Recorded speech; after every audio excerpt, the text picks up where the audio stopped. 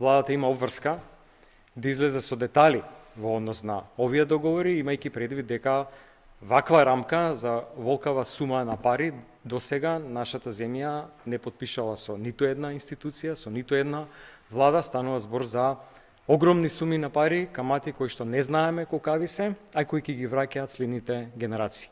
Има многу отворени прашања, огромна сума на пари, 6 милиарди евра го надминува дури и нашиот буџет. Првото прашање е кој е потеклото на парите?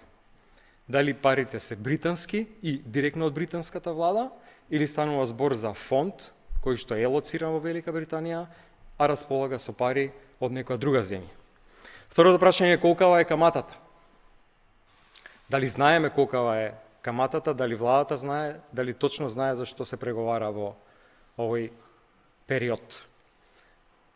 Понатаму, дали е направена споредба со некој друг извор на пари?